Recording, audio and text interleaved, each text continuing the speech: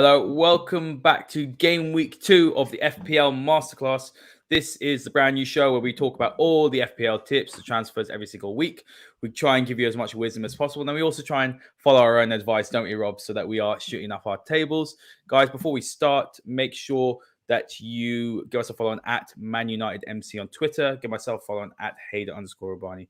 And give Rob a follow on at _Rob_B. Rob, game week 1. A lot of interesting players got some points. Some players who we had bets on didn't. Some of your suggestions got points, and some of those suggestions weren't in your team, and some of my suggestions got points. Yes. But look, we're sitting here now, first game week in. How are you feeling? Look, no one's going to win their league in about 1 week or 2 weeks, but it's important to get a good start, and as we always say, hit those 60-point barrier. Definitely. And I think this week I made the core mistake of going against one of my own bits of advice, which is don't tinker. So I was happy with my team. And then I kind of listened to some of the pre-match stuff going on and people who were reportedly going to play who weren't going to play. And I got kind of cold feet about some of my 50-50 decisions. So we're going to explain that today because I think that's really important. That if we do make mistakes in the show, and it's primarily me with the team, then why were those mistakes? Why did they happen? And how can you actually fix them going forward? So, but overall, Haider, first week, there was no real surprises. Kind of got super premium scoring points, a few of budget players doing well. But I think also what you did see this week, and I was really scouring through the lists when I was doing the prep for the show, is that there was no real super budget performances. Now, that's the first year ever. There was no Livramento at all. There was no kind of that quality play. Because you always look for that in game week 1 at the end. You go, right, so did Bournemouth play some kid that we've never heard of before and he's an amazing wing back? Nope, they didn't. So that's something to kind of behold as you go forward in the following weeks. Like you said there, Haider, as well, about the 60-point thing that I always talk about and averaging. I always say with the first 3 or 4 weeks, what you want is a 60-point average over that. So in game week 2, 3, and 4, if you don't do so well on game week 1, like I didn't particularly do well, you can certainly fix that by bumping up your points in game weeks 2, 3, and 4. Yeah, absolutely. And guys, before we start, make sure you join our FPL League as well. The code is BI8361. That's running across the bottom. Make sure you join. We've got loads of guys competing. And obviously, you're going to want to beat Rob at the end of it. Rob Allen saying here, he's going to get the answer of the show. Don't panic after just 1 week. And don't bin your starting plan. Absolutely. Yeah. I think that's the most important thing. Tinkering as well. I felt like I was tinkering a little bit as I was going on. I made a couple of changes here and there. Some of them I was happy with this. Some of them I shouldn't have done. But I was just trying to figure it out. I actually had Andreas in and I bought Rashford in because I thought with Martial out, Rashford playing up front as well. That changed it for me. I wish I hadn't because United was shocking. But Andrews played well. Andrews had a really good game. And he's on set pieces, which is a big thing. So I'm going to have to go back to the drawing board as well. But this is your draft that you had. And I believe you showed this on the show, didn't you, last week? So this is what you showed as your provisional team. She went with Edison in goal. Robertson, Cancelo, James, and Zinchenko. Martinelli, Son, Lingard, Neto. Then Kane and Jesus with a bench of Sanchez, Alvarez, Ryan Sessegnon, and Bailey. So let's talk about that a little bit because you did make a couple of changes. And this was, I believe, before Schmeichel had been sold. So then when Schmeichel got sold, I think a lot of people did go and change their keeper and bring Ward in. Yeah, so this was the team that I picked for the show. So obviously the show went out on a Thursday. The FPL deadline was the Friday, and you always get that kind of bit where you hear some news and stuff, and it starts to make you think. So I think for our next slide here, it's not so much for game week 1 because I made those choices, but for the next slide, if we move that along. Yeah, absolutely. We can move that along. So this was my real-time decision on game week 1. And what did I change? So I'm always very aware that I want some money in the bank after game week 1. Not to kind of, if there's any injuries and I need to make changes, but it's so I can make a significant tweak if I have to make it in game week 2. Now, I've learned that through experience because I've done it before. I've had game week 1 where I've gone, oh my God, what's happened with my team? and I've had no money in the bank, which I think a lot of people do, but people don't tend to save money. And you go into game week 2, and what's happening? You're hemorrhaging points to make changes. So what did I change here? What did I kind of add into my squad? Nothing in the front three. It was a team that I told you guys about in our first show. Nothing particularly in midfield. Still with the budget options there. I think Martinelli being the kind of most impressive one out of that, who did well. And at the back, because I was still there with James, Robertson and Cancelo, always going to be my starters, it was, can I move Zinchenko out at 5s, or do I want someone who maybe could just sit on my bench and I'll be all right with that? So I kind of went for Digne and Nico Williams. As you just said there as well, I put Ward in goal. I think, who did I have in my first one, actually? Did I go with Ederson, didn't I? So I made Ederson, and then I made a big chunky saving there. Now, do I think Ward will get as many points as Ederson? No, of course not. But Ward, if I'm in a rotation, if you have 2 goalkeepers, and I will be playing Sanchez in some games, should have played him against Man United, shouldn't have I? Yes. So I could have played him. He got 5 points or 4 points at Old Trafford. And Ward didn't do particularly well. But I think he's going to be the starter at Leicester. But the transfer window is still open. So we might find the next 2 weeks that Leicester go out by a top goalkeeper. That might scupper that little plan now. But we can wait and see.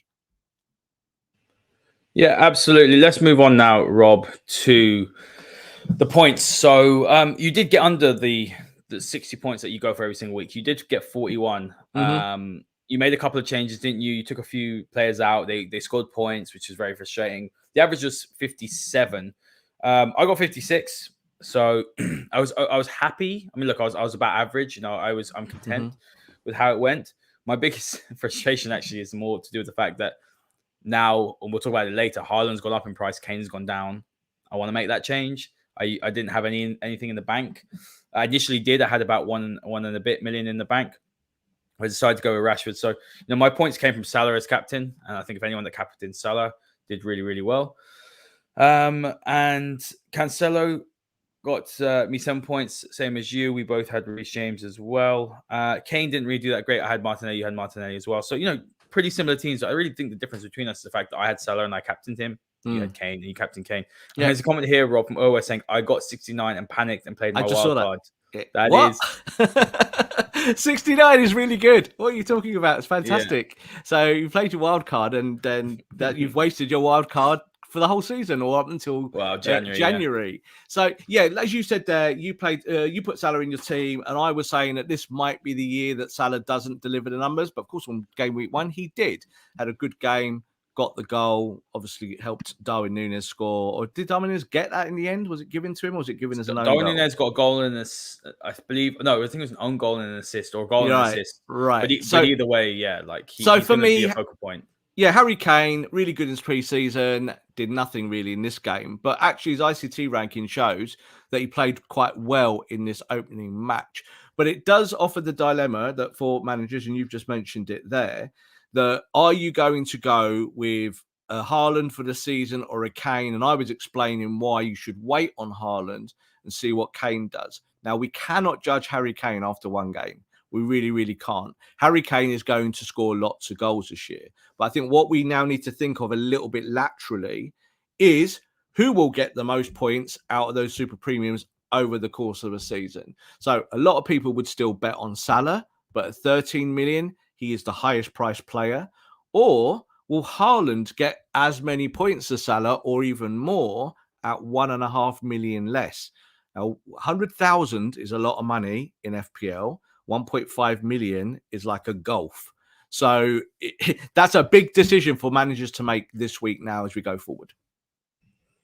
Yeah, absolutely. I just want to say to Aura, anything above 60 is really good. Getting the average 60 a week. So, seeing people get 90, I mean, I don't know what leagues you're in, but don't worry about that, because it will average itself out. It always says you'll see people get 100 points. They'll be bragging and telling you how great they are. And then next week they'll get like 28. And it will just be the same players. It won't make any difference. Keep with your plan. Stick with it. Yeah, 100%. So let's just quickly touch on team of the week for game week 1. So you had Mendy in goal for Chelsea. Then you had Fabian Schär, who had quite an amazing goal, didn't he, Rob? And got the clean sheet as well. So he did very, very well. He's joined by Kelly from Bournemouth. So, I mean, look, I don't I can't confess to say I know much about Bournemouth this season, really. So I'm wondering if people are going to be bringing him in. You probably know, Rob, how much he's valued at. We've got 4.5. Zinchenko as well. Really good starts. Pascal Gross scored twice at Old Trafford. Gross is a funny one because you look at him, he's pretty reasonably priced, and we'll talk about him a bit later on. But I think the thing about Gross as well is that he's not a prolific scorer. So, I believe he's 5.5. Having him in your team would be an interesting one. Kulusevski, my shout. I'm very frustrated, Rod. I didn't pick him, to be honest with you, because he was in my side. Did you sell him in the end? Took him out for Mahrez.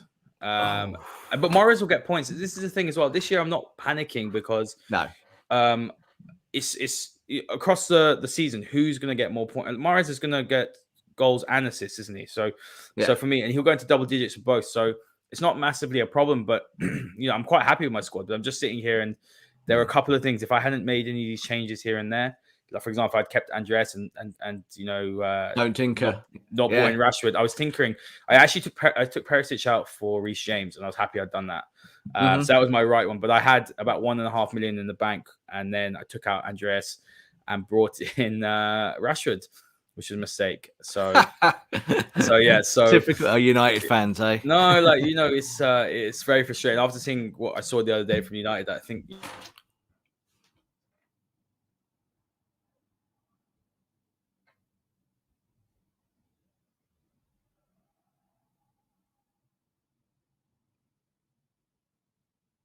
I've got two. So what do you?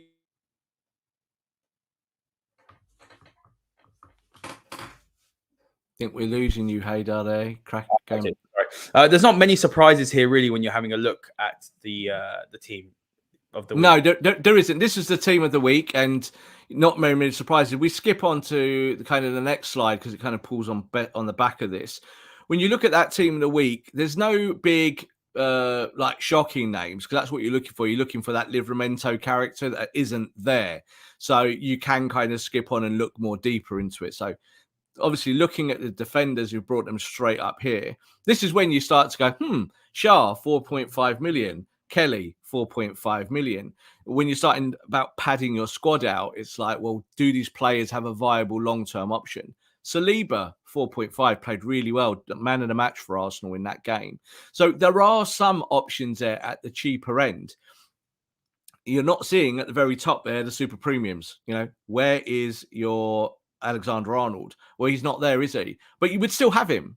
So this is why I'm saying don't get overly influenced. Definitely look at the information on show there, but don't go crazy, because those super premiums will definitely rack up the points over, say, a 3 or 4 week period. We're saying, if some people in our comments saying they're panicking, they've changed their teams and used a wild card. Do not use your wild card ever, even if you hate your team and you got 20 or 30 points. Don't use your wild card right now. It's just way too early, because you don't want to pack your team full of Kelly, Shah, then go Zinchenko, and then go Emerson Royal. You don't want to do that, because it just means that next week you'll be changing your team again.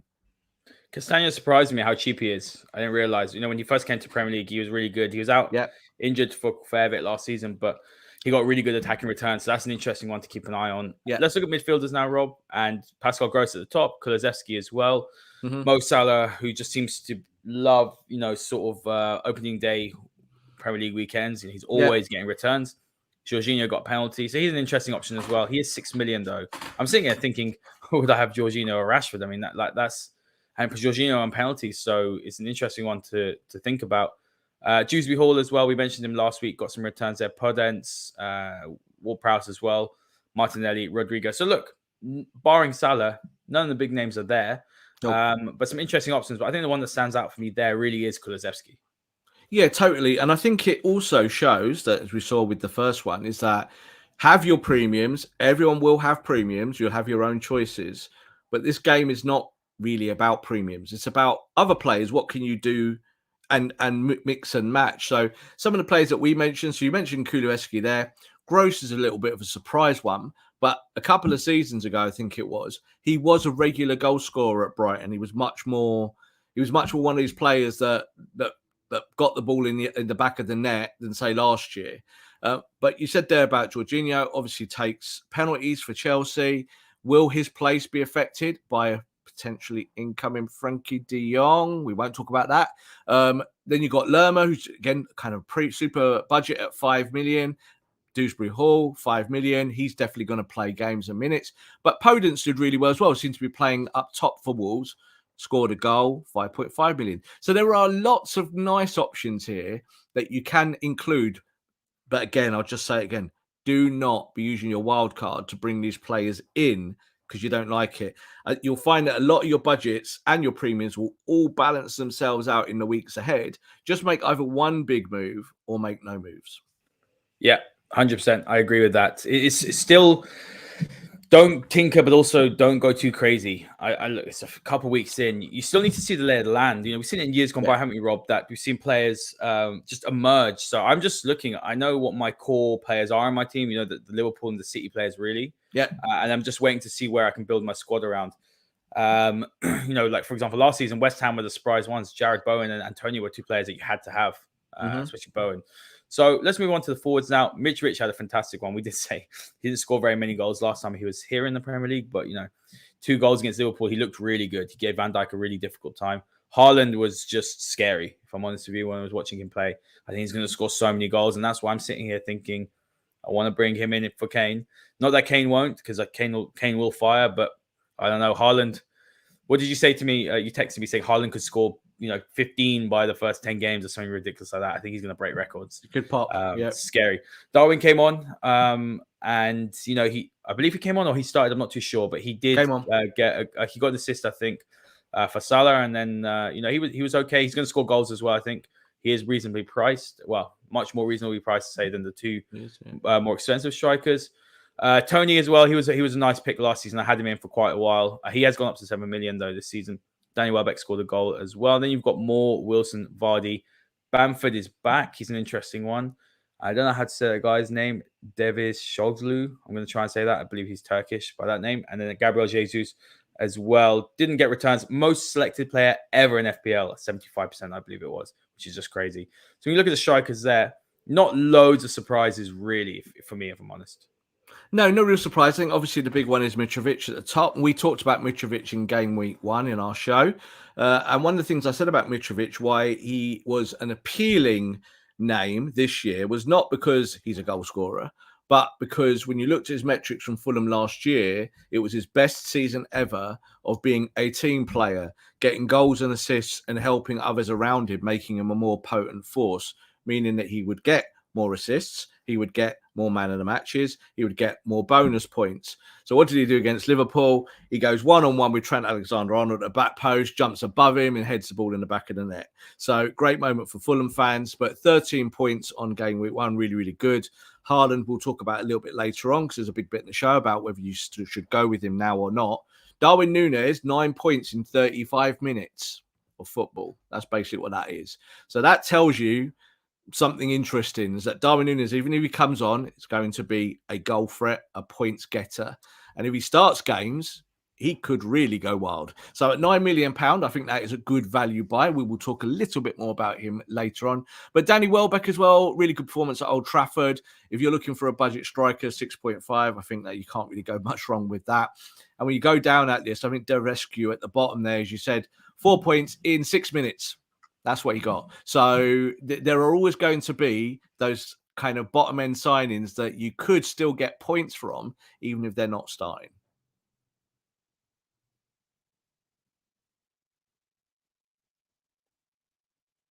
Haidar's frozen again.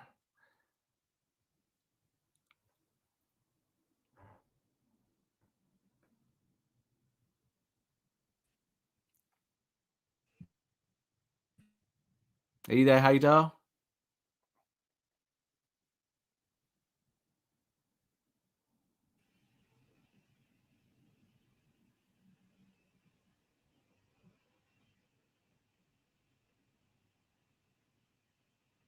Yep. Hello, Robbie, you there? Hello. Yeah, I'm there. Yeah, you're frozen. I can't. The sound's gone, so we're going to move on. And I'll let.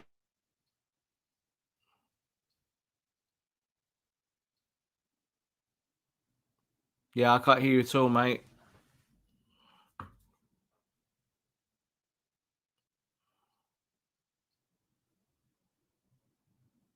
You.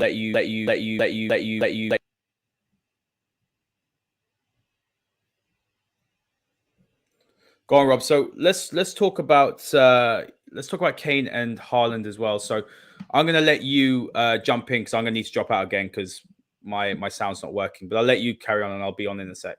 Okay, don't try not to mute too much or anything like that. It might be affecting you. So we'll talk about Kane and Haaland. Why are we going to talk about these two? It's pretty obvious why. So obviously, I told you guys to pick Harry Kane. I don't go against that. I still think Harry Kane long term is going to be a really, really good option. 11.4 million now, so price drop. That's not a great sign. It doesn't really help you if you've got no money in the bank and you would want Haaland. So I watched Haaland play on Sunday night, and I wanted to see 2 or 3 certain things for him. Now he scores goals. Of course, I know this, but what was he going to be like in City's team play? And that was a bit that really impressed me. Is that he joined the dots. He was right in the middle of things, on the edge of the box, and getting involved a lot more. Now we did anticipate that because it's a Guardiola team, but now we've seen it. Now Haaland said before, I need to do a lot more of everything else. Now, if he does a lot more of everything else and still scores the goals that we know he can score, he's going to probably be the most dangerous player in FPL. It gives people a choice between Haaland and Salah long term. All these premiums. There's only really kind of 4 or 5 premiums worth their salt. We're not even talked about the likes of Kevin De Bruyne yet going forward. We'll talk about them in future weeks. But I think now for managers, you need to decide whether you go for Haaland now with Bournemouth upcoming. Could be a huge score for City, especially the way that they're playing. Or do you stick with Kane? So if you want to stick with Kane, stick with him, go with it. But what I ended up doing was the price rises normally go up at, I think it's Monday at midnight. So before that, I jumped in and I sold Harry Kane for Haaland at the same price, both at 11.5. If you didn't do that at that point, there's now a £200,000 gap between the two. So FPL do that deliberately, so people can't just chop and change game to game. They know that people kind of max out their budgets. Now, I have got some money left, but I want to reuse that at another time. Hopefully, Haider, I'll be able to jump back in here soon so we can continue the conversation on it. But the other side of the coin here now is Salah. So Salah at 13 million is the most expensive player in FPL. He's that price for a reason. He's the super premium. And why is that? It's because he always gets points. So this year, I still debate whether he will get all the goals like he did before with Mane, or is this going to be a year where the goals are spread out between him as more of a decoy, Darwin, Jota, and Luis Diaz. And you did see in that first game, Luis Diaz was involved in a lot of the play. He only got 2 points in the end, but was constantly involved and was able to kind of have a big impact on the football match. And you can see in weeks ahead, Jota obviously was injured. He wasn't in the game, but he is also going to be a player that's just part of that circle of Liverpool 4 forwards. And I do think that it might get a bigger spread this year of where the goals go. And that might hurt Salah's numbers. And at 13 million, I don't want a player whose numbers are hurt. I want someone who's a little bit more stonewall. So I actually think Harry Kane is probably still a better option than Salah just today because of the price ranges. So I think Haider's trying to go through the slides as we talk as well. So he's kind of just jumping through here. I think he's coming back. Yeah, Rob, I'm back. Okay. StreamYard's been playing up a lot recently, guys. So I really do apologize. But I am here. I'm here on my phone again. So, Rob, let's talk. So I heard you talking about Salah here. So that will do, yeah. Yeah. Are you tempted by Salah at all? Because I'm just still sitting here shaking my head thinking, how have you not gone for Salah at all? No, I've just explained why I haven't gone for Salah, because we did it with the Kane bit. But I think with Salah, look, you can't go wrong with Salah in terms of what he does. But at 13 million, are you going to go for Haaland at £1.5 million less? Yes, I think this year. So this is what I'm talking about. Salah is still going to get numbers. He's not going to get numbers. He just might not get the same numbers. So there'll be a difference. Salah got in excess of 200 points last year. I think Son got around the 200 point mark. It's very, very close. But there's £1 million difference between those two players and about 10 points. So Salah's not the nailed on compared to the others that people say. He just isn't. He will still get lots of points, but can you take those £1 and £2 million, bank them, and use them elsewhere? One of the concerns with Spurs, I know we've got Son up here. One of the concerns with Spurs is that they went and scored 4 the other day, and Son got some returns, but Kane didn't get any. So that's a concern, that they've got match winners across the pitch. There's other sources of goals and assists. So that's why I'm looking at Spurs and thinking, right, as a team, they've got a lot more options, but you could have a situation where maybe Son and Kane aren't getting on the scoreboard, and they are expensive. They are expensive, but I do think with Son and I just said this with Liverpool as well. Liverpool have got kind of 4 forwards now that might share the goals. Tottenham are the same with that. With Son, and you now look at Kane, Richarlison. They've got players there. We haven't talked about Kulusevski too much, but we said obviously him being a big tip at kind of 8.1 million now. So they're also that kind of team where they might share it, but I still think that Son is going to just be a prolific goal scorer and assister and will get points. And he's 12 million, not 13 million. So it's very close between those two players, the two players we just had on that previous slide. But ultimately, it's just a choice. If people want to build their team around Salah, great. But it does mean that you might have to forego someone in the mid-range and go with a budget player when you could go with someone who's maybe 6 or 7 million. You'll be going with someone that's 5 or 6. Yeah, that makes sense. Let's move on now to Mitch Rich. We touched on him already a little bit, but third in the ICT rankings, really good performance. He's now gone up to 13.9% in terms of people owning him. Is he worth the punt now? He's gone up in the price rise as well to 6.6.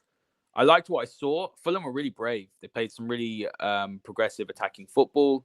I think he's going to get goals. Andres looks like a creative force for him. So it'll be interesting to see. But would you be taking a punt on Mitrovic? No, not yet, because it's one game week and he did do really well. And as I explained, his metrics from last year for Fulham have improved and say that he could be a good buy at 6.6. But we have seen Mitrovic score on game week 1 in the past when I've put him in my team and gone, wasn't I clever bringing up that striker from the Championship? And then he went 8 weeks without scoring. So let's wait and see. I still think at 6.6, really good value. So looking at the ICT rankings, don't mean too much in game week 1, but let's look at them. ICT index ranking a 3rd overall. Number 1 for influence. That's what we just talked about, didn't we? We just said about Mitrovic overall influence on the game now has improved. That's not something I would have expected to see on game week 1 when you've got all these big hitters still there, even if they're not scoring points. You'd expect them still to have the real influence. Mitrovic is going to help Fulham pop this year, but it's also about what's around him, isn't it, Haider? So, if other Fulham players do not score points, then Mitrovic won't get assists. That's just the way it goes. But I do like him. I think at 6.6, he's a wait and see. Stick him on your watch list. We're going to show you very soon my own personal watch list, and that will explain the players that I'm looking at going forward. But yeah, good player, but just wait and see. Zinchenko, Rob. A player that I was really toying with the idea of bringing in. Look, he's owned by a lot of people now, 23.2%. So he's gone up there. Really good performance, playing as a defender as well. I'm just really intrigued to see whether he'll move into midfield at some stage when Kieran Tierney's back. We spoke about that off air. But look, 5.1 as well. He's still really reasonable. And he can give quality, he can give assists, he can score. So I think he's a really smart option. He's definitely one I'm considering at the minute. Well, he started at fullback for this game. You talked about Kieran Tierney. That is a consideration. But I actually think for this player, it doesn't really matter. He's classified as a defender. So when Arsenal get clean sheets, he gets that big 6, and you're happy with that. But this is going to be a progressive player. And that's what happened in this game. Now, ironically, I was watching him. So he was in my draft team, Zinchenko, and I took him out because I was looking at the balance. I was thinking he didn't play much in pre-season. Will he start the game? So I needed to see that. So I took him out and I put Digne in. And Digne was only on my bench anyway, so I didn't feel like it was any big loss. But in the game for Arsenal, he's part of the set piece that gets him his assist.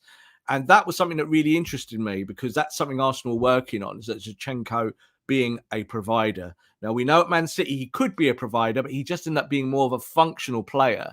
And I think we showed in game week 1 that when you looked at his influence for a player that didn't play a lot for Man City, he was like 30th in the Premier League, which is sensational because you might have only played 20-odd games. So he didn't have all those numbers accumulated. So again, looking at the ICT rankings, won't pay too much attention to them. 6 overall, 5th for influence. I think he's going to be a top 20 player, top 10 player in influence this year. That means goals, that means assists, that means bonus points.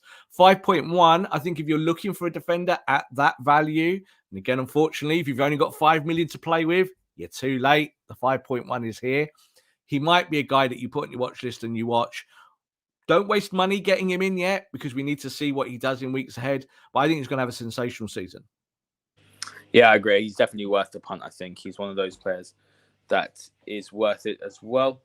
The next player, Rob, Kulusevski. My screen has paused at the minute. It looks like it's Kulusevski, which is going to be a really interesting option, I think. And I'm just sitting here still pulling my hair out massively at the minute because I had him in my team and I thought, he's going to perform, and he was sensational. You can see he got 13 points. I still don't agree with. I know we spoke about last week. You think Richarlison will start. I just don't see how you can drop Kulusevski. And the other thing to add with Kulusevski, I think, is he offers something different. He can score, but he's got very good end product. He's going to get assists. You can see with his influence, he's 2 and he's 4th overall in the ICT rankings. So really good performance. But again, look, 8.1. He's got up in price rise as well. So that's the problem for me because I've lost money on Kane, a value on Kane, and I've got Mahrez. So I'm in a little bit of a conundrum. You should have stuck with Kulusevski, shouldn't you? You shouldn't have listened to me. But overall, I think at 8.1 million, he is right at the top end of that mid scale, and that's a problem. So if he plays every game and gets these points returns, he's going to be great value at 8.1. If he starts getting rotated in 2 weeks with Richarlison, which I think is what will happen, if Richarlison has really good form, Kulusevski is going to be coming on for 20 minutes a game. That is a problem for a player at 8.1 million. So you've got the price rise this week. He had a brilliant game. He played so well. Goal and assist, involved in everything that was good for Tottenham, and kind of took that pressure away from Kane. We talked about Kane being a guy who's in there, he gets goals and assists himself. Kulusevski showed that he can still do that. Still very young player as well. But that's also why I think he'll be rotated. I think he's still 22. And at 22, he's a star of this team and a future star. Someone was saying to me the other day, he could become world class.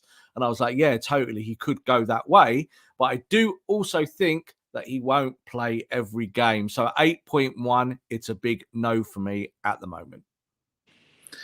Interesting. Pascal Gross, we spoke about him a little bit at the beginning. He's obviously the top scoring midfielder at the minute, Rob. Would you be taking a punt on him at 5.5 million? Yeah, if we could bring the slide up. We talk about punts. No, I don't do punts. So no punts. We're not doing punts and anything. We're squad building. So Pascal Gross, let's talk a little bit about him. Obviously did very well at Old Trafford. Typical as we're Man United fans, we're not very happy with that.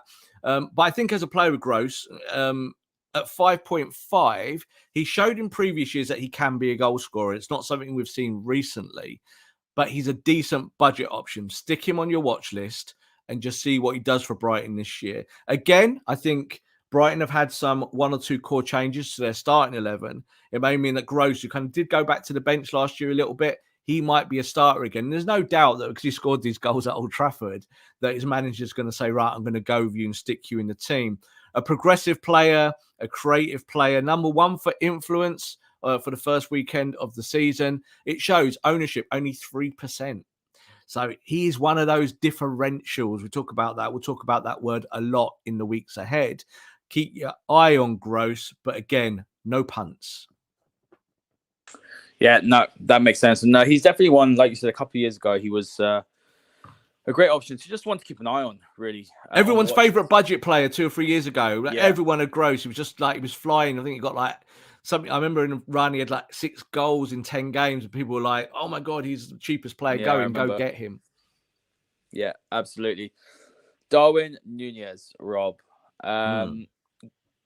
Interesting one. I think, look, he's going to score goals. And you look at the form as well. Obviously, he's got 9 points and he's only owned by 24%, which is actually not a lot. When you think about Jesus, who's owned by nearly 75%, and he's only 1 million cheaper, Darwin Nunes is going to score. I think he's going to score a lot of goals. I mean, is that him first in the ICT rank index as well? He's only on for a little while. So he's an interesting one. I still probably not going to bring him in at this stage. I need to see a little bit more in terms of a sample size, but 9 million, and you're comparing that to maybe like Kane, Haaland's a must, but let's say Harry Kane, who's another 3 million more, 3.5 million more expensive than him, he's actually very good value for money. Yeah, he had the best penalty box XG on the first weekend of the season over any player, and he didn't even start. So that's crazy. That is really crazy. He kind of finished at the top of the XG charts on day one. So that's why he's number one in the ICT index. Obviously, XG is not part of the calculation here, but the bonus point system is. £9 million, you said there, why do people own Jesus over him? Was that 1 million? It's a lot of money. I said in FPL, 100, £200,000 is a lot of money. You've got to look after those pennies to save the pounds. And I think with Darwin Nunes, like Haaland, everyone needed to see week one. We need to see what he did. So he came off the bench, and I think he showed that whether he plays 20 minutes, 30 minutes, 45 minutes, whatever in a game, doesn't need to start to be a scorer. He is a stone cold finisher. And Liverpool wanted that this year. Losing Mane's goals meant that they need to find goals with the other three forwards. He's been brought in to do that. I thought he dovetailed really well with Salah. I liked the way they played. Salah came a little bit more narrow. Sometimes they went two up together, which I thought was quite interesting. Haven't seen that from Liverpool before.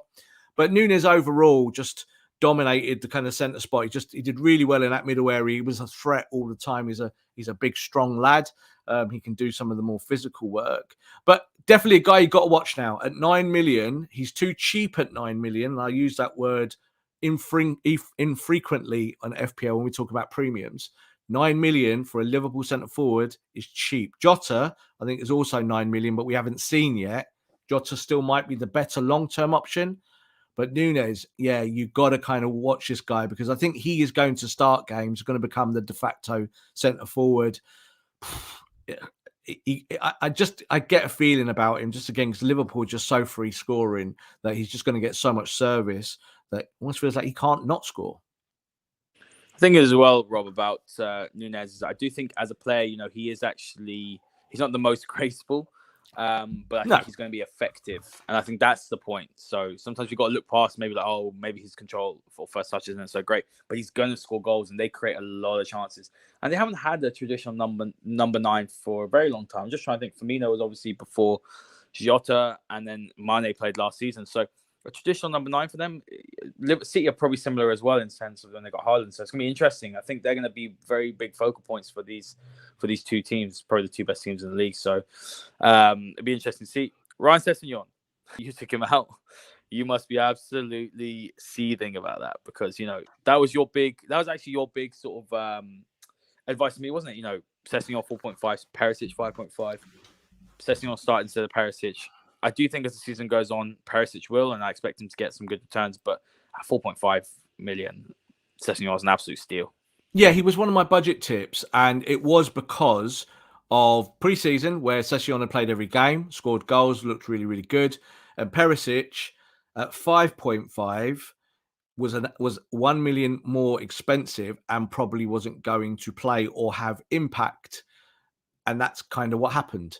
And I listened to you, Haider, I think, too much, where you were going, Perisic. And I went, Sessegnon will even play. But Sessegnon, I think going forward, still a budget of 4.5, stick him on your bench. If he doesn't play, it doesn't matter, does it? 4.5 is right at the bottom end of the scale, almost 4 to 4.5. Perisic might get more points long term, but I would not be investing in Perisic at this stage at all because I do think that there's going to be that rotation between those two players. Rob, your watch list. So something different this year that we didn't do as much last year. But you're having a look here now, and you've got a couple of defenders there. So we'll go through the defenders and midfielders. We've got that up on screen. So you've got Chilwell there, who's on your list, Castagna and Target. And then you've got in the midfield, you've got Kulusevski, Dewsbury Hall, Saka, Harrison, Odegaard, Kante, Grealish, and Foden. So talk me through some of those options. Yeah, so this is just a watch list of the first half of it, defenders and midfielders. We're not talking about goalkeepers this week, guys, because I think when you look at the goalkeeper numbers, there's no real value anywhere at the moment. You've just got to kind of go with what you're going with. And we'll talk about goalkeepers in the weeks ahead if there's any changes or someone comes into form. We talked about Ward. He's a great form one at the moment at 4 million, but tomorrow, if Leicester buy a new goalkeeper, probably be moving Ward on very quickly. But my watch list here for defenders and midfielders, I think here looking at Chilwell, we're seeing now that Marcos Alonso has left, was about to leave Chelsea. He's on his way to Barcelona, of course. because they buy everyone. And I think when you look at Chilwell, he started that game. I think at 6 million, he's definitely worth a watch. Castagna was in my very, very first draft that I did a couple of weeks ago. Because again, I just remember how good he was when he was fit. This year he's fit. He's 4.5 million, got 8 points. Yay, brilliant. Target as well. Someone, again, that I used to have in my team loads. Went to Aston Villa, didn't do well. I had to sell him. Villa did sell him. He's gone to Newcastle. Again, a starting fullback. We're just going down the list of the midfielders and we'll zip through it. Talked about Kuleveski, of course. Dewsbury Hall was one of our tips in game week 1. £5 million. He is going to start pretty much every game, I think, this year for Leicester. I think it's a really good budget buy. Saka did well. Harrison did well. Odegaard, I think, is someone that you need to watch at 6.5, but Arsenal have got so many good midfield options. And then there's those players around the fringes. Like Kante's interesting, isn't he, at 5? He's a player that you wouldn't normally buy. He only got 3 points, so it's just really a bonus point eventually. At the bottom there, 2 Man City people, Grealish and Foden. You need to watch those guys because they might be the two that really pair up with Haaland in the weeks ahead. Most likely, yeah. I would say that it's those two. Definitely. City will be different this year. They'll be a bit more. I think they'll be playing a lot more balls into box, and Haaland's movement is exceptional. I mean, some of his movement, obviously for that penalty as well. He's just. I think game week 1. Sorry, just to jump in. I think game week 1 showed with Haaland is that City are not going to change. City are going to carry on playing the same football. Haaland will change. And I think that's the thing with Grealish being in the team more. Foden's in and out of the team anyway. It's just which of those midfielders will blend with him chemically. Who's going to be the chemistry link there in that midfield? It could be De Bruyne, but De Bruyne's more expensive. We'll talk about De Bruyne. I said at the top of the show, Haider, when you jumped out, that De Bruyne might be someone that in 2-3 weeks' time we're going, you've got to have De Bruyne because of Haaland. But those two guys are on my watch list because at 7 million, they're cheap enough to watch and say, yeah, do you know what? If they're the guys feeding Haaland and feeding off Haaland, if Haaland's laying those balls off and getting a few assists, they might end up being a nice little tiny partnership there. A little bit like last year where Bernardo Silva came in and was the guy at the top and scoring goals. And people were like, how much value at 7 million? And in years gone by with City, we've seen it with Gundogan. Gundogan was that player, scored, 17, 18 goals one season because he was doing that linking. So I don't think City will change. I think Haaland will change. And I think these players will adapt into a system that they're very familiar with. Yeah, it's going to be very interesting. We might be pairing them both up, De Bruyne and Haaland. They could be scoring multiple goals and assists every single week. Rob, we've touched on the strikers. So anything here that you want to say before we do the team reveal?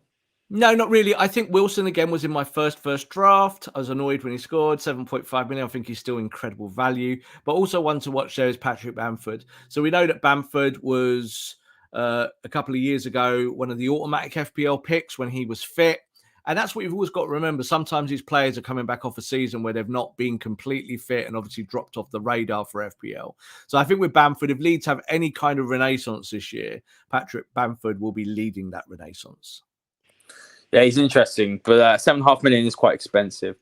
Yeah. Rob, final segment of the show. Let's talk about your squad. Team reveal. Yeah, the team reveal. So we have Sanchez in goal. We have Robertson, Cancelo, James, and Luca Digne. We have Martinelli, Son, Lingard, Neto, Haaland, and Jesus. So you made that transfer, with Kane. And then the bench, you have Ward, Alvarez, Bailey, and Nico Williams. So let's talk about that a little bit. What are some of the changes you've made? What is the reason behind it? And are you happy with, most important, are you happy with what team you've got right now? Very happy, very, very happy. And I think it's one transfer and a transfer that's like for like. I've not lost a penny or spent any money. So what did I change? Of course, the obvious one there is Haaland. We spoke about him loads in this show. For Kane, I still think that people that missed out and kept Kane and didn't buy Haaland this week, it's not obviously a disaster at all. Harry Kane could do really well. But I think Kane playing Chelsea does limit maybe his options. Now, he has actually, I think, got quite a good record against Chelsea and could be very influential. But I still think that Haaland going forward, playing Bournemouth at home, when I watched what Man City did on game week 1, it just made me think I've got to have him in. So people know that I had Cancelo game week 1 and Alvarez. They were my City players. And the reason why I left City players and Liverpool players out is I want to see which ones are playing. That's just important because it means I can go 3 players. So now I've got 3 City players. And it means that if I do want a Grealish in weeks ahead, or I do want a Foden, then I'll be selling Alvarez, who is my cheaper option. And I'll be able to pair him up, get rid, and bring in one of those other players who are still only around 7 million. Only 0.5 more than Alvarez. So it's not a huge jump. I've got money in the bank. But for the rest of my team, yeah, I'm happy. Robertson's a premium. Cancelo's a premium. James is a premium. Both Cancelo and James brought back returns for me last week. Digne coming in because he's an attacking fullback. And I think that after Villa having a bit of a shocker of game week 1, that they should be a better team in game week 2, certainly against a poor Everton side. I've stuck with Neto and Lingard. I watched Jesse Lingard in game week 1 very closely, and I was not impressed. I thought he was poor.